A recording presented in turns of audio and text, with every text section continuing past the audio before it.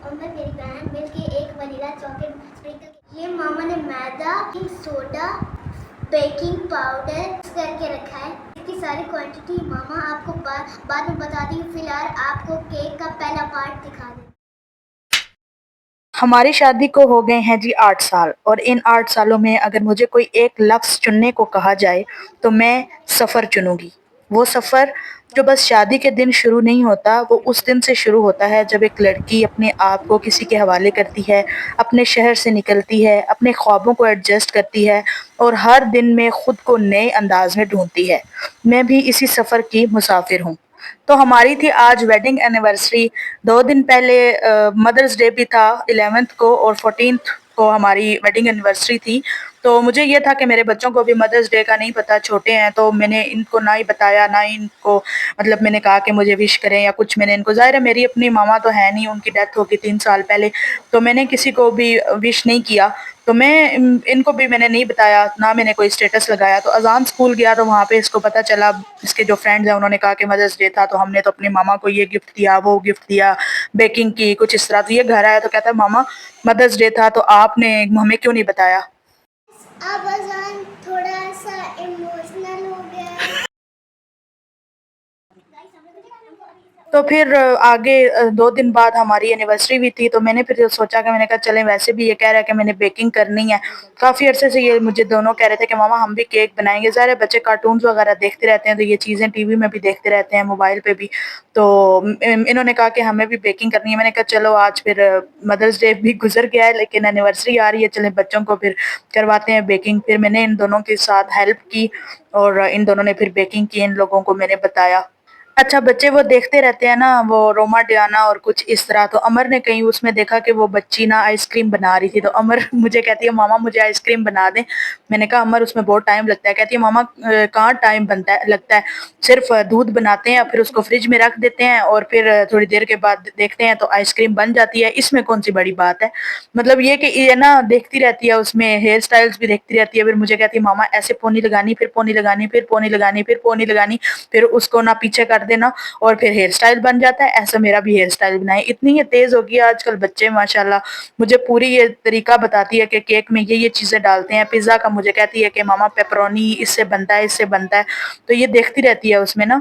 मैंने कोई ये प्लान करके केक नहीं बनाया था, मुझे नहीं पता था कि आज मुझे केक बनाना है। मुझे यही था कि बाहर से केक ले आएंगे, एनिवर्सरी है तो बाहर से ही केक शायद हस्बैंड ले आए, लेकिन घर पे बनाना है ये मुझे नहीं पता था। मेरे पास व्हिपिंग क्रीम पड़ी हुई थी लेकिन वो भी कम थी, चॉकलेट भी नहीं थी।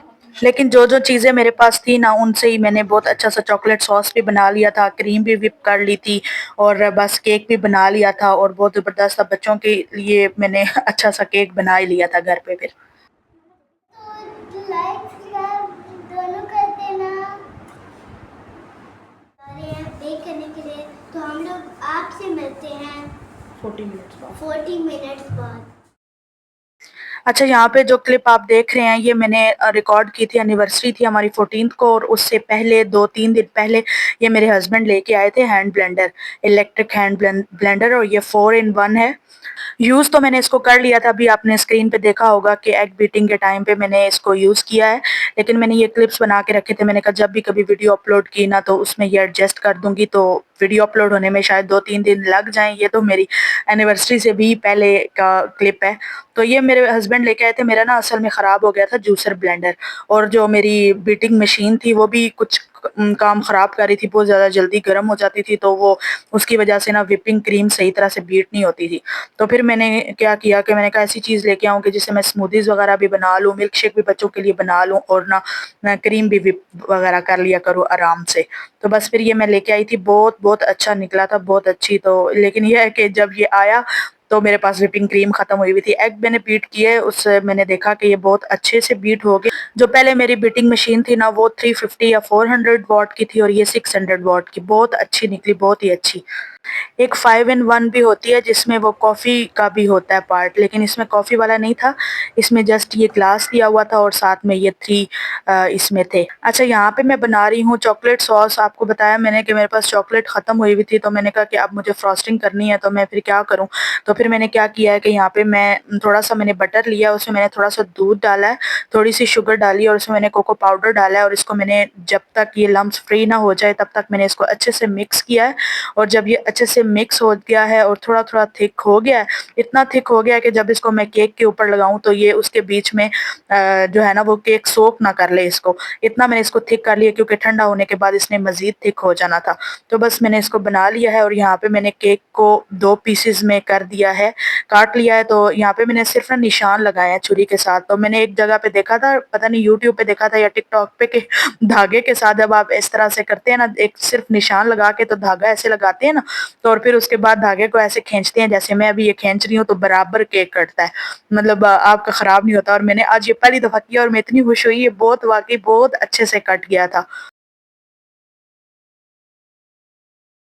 अच्छा, मेरी जब शादी हुई तो शादी के 3 माह बाद मेरे हस्बैंड चले गए थे बाहर दुबई। वो पहले से ही दुबई में थे, शादी के 3 माह बाद वो चले गए। उसके बाद 6 साल मैं पाकिस्तान में रही और वो दुबई में रहे। लेकिन ये है कि ऑफ एंड ऑन वो आते रहते थे छुट्टी में। एक दफ़ा मैं भी दुबई गई विज़िट पे। तो बस ये है कि इस तरह से चलता रहा 6 साल। लेकिन ये है कि अब 2 साल से अल्हम्दुलिल्लाह अल्हम्दुलिल्लाह मैं हस्बैंड के साथ हूँ। तो फ़र्क तो होता है, ज़ाहिर-सी बात है, लेकिन ये है कि सारा दिन के बाद जब हस्बैंड रूम में जाती थी, हस्बैंड से बात करते थे, तो बस हस्बैंड बस इतना ही पूछ लेते थे कि दिन कैसा गुज़रा, थोड़ा-सा आसरा दे देते थे, थोड़ा-सी तसल्ली दे देते थे कि इंशाल्लाह जल्दी हम साथ होंगे। तो बस वो जो अल्फ़ाज़ होते थे ना, उन्हीं अल्फ़ाज़ से ना आप 6 साल क्या 10 साल भी गुज़ार सकते हैं। अल्हम्दुलिल्लाह, अल्लाह का शुक्र है कि बहुत अच्छा टाइम गुज़रा जो भी है। मेरे हस्बैंड बहुत अल्हम्दुलिल्लाह कोऑपरेटिव, बहुत ही अच्छे शौहर हैं। मैं कहती हूँ कि अल्लाह पाक हर बीवी को ना, हर औरत को इस तरह का शौहर दे जिस तरह का शौहर मेरा है। अल्लाह पाक हर मेरी बहन के, मेरी जो मुझे इस वक़्त देख रही हैं, हर किसी के शौहर को मेरे शौहर के जैसा अच्छा, नेक और बहुत ही खूबसूरत दिल वाला बनाए। अच्छा, यहाँ पे मैंने क्रीम व्हिप करना स्टार्ट कर दी थी, लेकिन जो मेरे पास क्रीम थी ना वो पक की क्रीम थी और इसके बीच में मेरे ख्याल में 28 या 30% फैट होता है। तो जो क्रीम होती है ना जो केक्स के लिए आप यूज़ करते हैं, उसमें जो फैट है वो एटलीस्ट 35% या 40% होना चाहिए। तो ये क्रीम मैंने वैसे ही बस डिज़र्ट्स वगैरह बनाने के लिए रखी हुई थी। तो मुझे नहीं पता था कि मैंने आज केक बनाना है। अगर मुझे पता होता तो मैं मँगवा लेती दूसरी वाली। तो बस जो भी थी मेरे पास, मैंने बस उसी को ही अप्लाई कर दिया था केक के ऊपर। ये है कि मेरे बच्चे अल्हम्दुलिल्लाह खुश हो गए थे। मैंने बहुत मुश्किल से इनको किचन से बाहर निकाला था। मैंने कहा कि बस आप लोगों ने केक बना लिया है, आप लोगों का केक ये जो है ना ये आपने ही बनाया है, ऊपर जो क्रीम है ये मुझे लगाने दो। बड़ी मुश्किल से मैंने इनको धक्के दे के बाहर निकाला था। हस्बैंड भी फिर आ गए थे ना घर, तो मैंने इनको कहा, मैंने कहा इनको ले जाएँ बाहर में ताकि केक को कर लूँ, क्योंकि इतनी गर्मी है, खड़ा भी नहीं हुआ जा रहा था। फिर मेरे में इतनी बर्दाश्त नहीं थी कि मैं अब इनको कहती कि अब आप लोग मेरे साथ खड़े होके ना फ्रॉस्टिंग करवाएँ। तो बस ये लोग चले गए बाहर और फिर हम लोग भी केक वगैरह कट करके तो बाहर आ गए थे। तो यहाँ पे एक पाकिस्तानी रेस्टोरेंट है।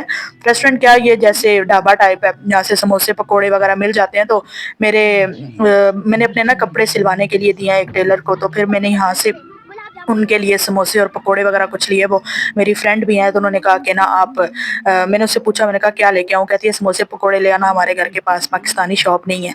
तो बस उसके लिए हमने समोसे पकोड़े लिए, कुछ हमने अपने लिए भी ले लिए।